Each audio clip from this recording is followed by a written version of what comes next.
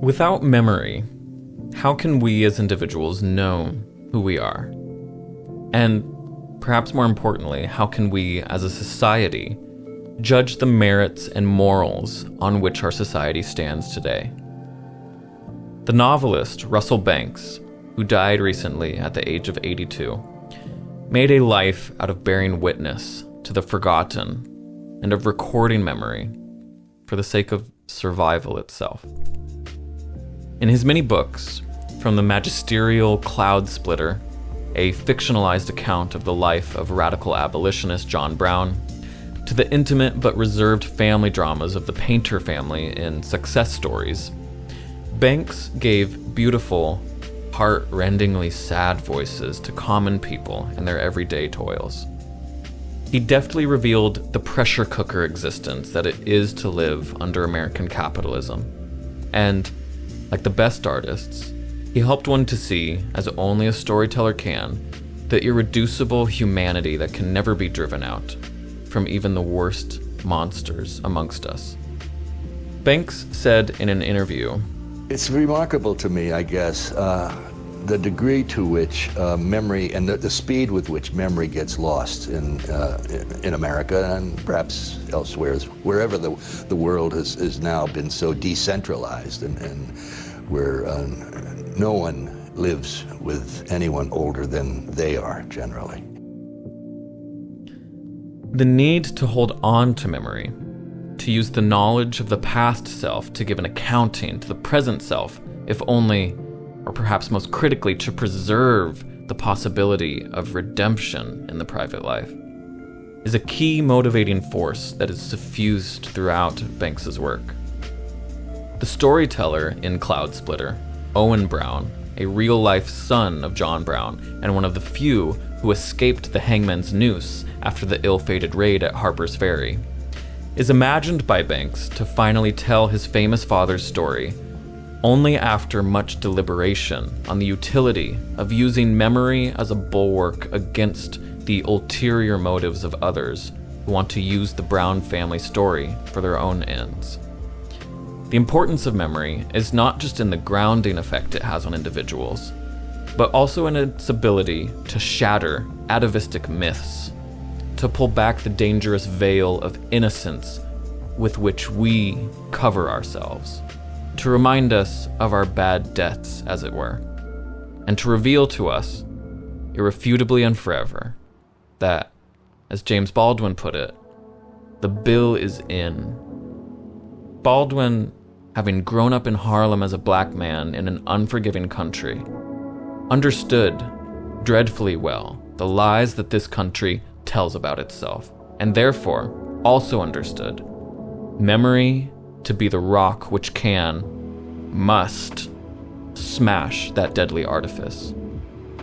In his work, The Evidence of Things Not Seen, Baldwin writes, quote, "Nor, since the West believes in a history that is entirely its invention, does it have any sense of the dreadful tenacity of human memory, what that memory records, and how every bill must be paid.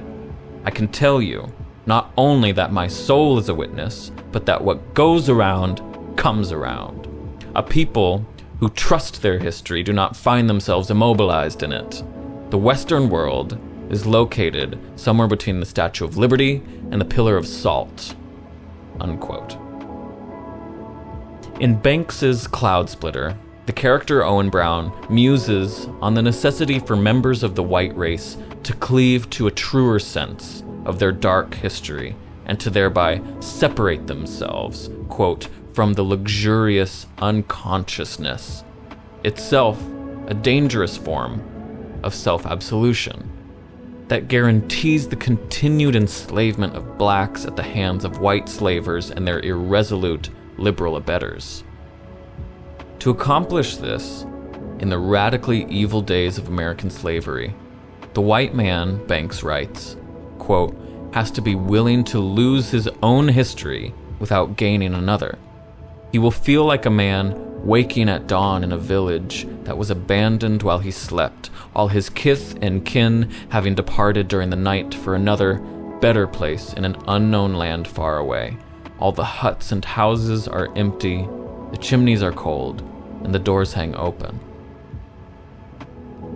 The first step towards regaining one's true memory, of reaching out for the shattering knowledge that gives us any hope of redemption, is a step into isolation from one's own clan. John Brown, the steadfast martyr, knew this, and so did Russell Banks. Though wincing at any attempt to box him into a rigid ideology, Banks's particular worldview is nevertheless revealed by the troubled characters he chooses to highlight in his books. Working class stiffs, incorrigible but lovable alcoholics, unfaithful lovers, reluctant murderers, hardworking widows, bereaved parents, zealots, and, perhaps most controversially, the main character in Lost Memory of Skin, a young sex offender, stigmatized by society and relegated to a life of isolation, addiction, dislocation, and shame. Banks himself grew up in relative poverty in New England, the eldest son of a single mother. His father, an alcoholic and violent man, abandoned the family when Banks was 12 years old. By lifting the rock on bourgeois respectability, as Banks put it, by putting forth poetic visions of the lives of the underclass, Banks's work skewers the soft underbelly of our mendacious capitalist order, an order which tells us that everyone gets what they deserve, an order which would rather have us forget the memory of a better life or the possibility of something different, and which says that the system we live under represents, in the words of Voltaire's Master Pangloss, the best of all possible worlds. With a good reporter's eye for truth and justice, not just the facts, as it were, Banks speaks in a language that is immediately understandable to anyone who actually works for a living. A language which is increasingly alien and vulgar to those comfortable careerists who do the dirty work of our oppressors, and a language which refuses to let memory die. Banks, when pushing back against the notion that he only writes about outcasts, said, I feel like I'm writing about the majority of human beings on this planet, more than the majority. My attention goes out to those people, and they are everywhere. And so whenever someone says, yes, you're writing about the outcasts and the minorities, it's not true. There are more people of color than there are people without color on this planet. Alongside the primacy of memory, Banks speaks to the preciousness of community and how precarious our communities can become. In his book, The Sweet Hereafter, a deadly school bus accident which caused the deaths of dozens of school children shakes the foundations of an entire town, turning families against one another as secrets are buried and a scapegoat for the tragedy is searched for. The character Dolores, who was the driver of the bus that fateful day, says, all over town, there were empty houses and trailers for sale that last winter had been homes with families in them. A town needs its children, just as much and in the same ways as a family does. It comes undone without them, turns a community into a wind-blown scattering of isolated individuals. In eulogizing Banks, Cornel West wrote, quote, he is one of the last literary giants who brought together the great legacies of Herman Melville and Mark Twain, the ambitious, epic reach and the delicate comic free play of our American achievements, unquote. I first discovered the writing of Russell Banks when I was a freshman in high school. On the bookshelf in my English teacher's classroom was an original hardbound copy of Banks's collection of short stories, Success Stories. During open study time, I read the stories out of order, not realizing that, with recurring characters from the Painter family being given their own chapters concerning various stages of their lives, the book is meant to be read in order. My disjointed reading of the book nevertheless made a lasting impression on me.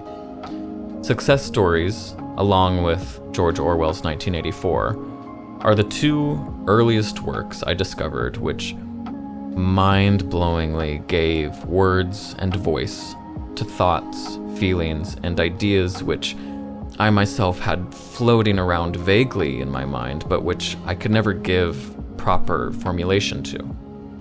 That is what the best writers do. They put things in just the right way, and thus allow you to carry on those concepts more concretely inside yourself than ever before. Years later, I was lucky enough to find at a used bookstore another hardcover copy of Success Stories signed by Banks. Now seems like a good time to revisit it. With the loss of Russell Banks, we have lost a library of memory, an artist who shined uncommon light on our common beauty, and a poet whose example must endure if we are to have any hope of reclamation in the face of the moral degradation of our time.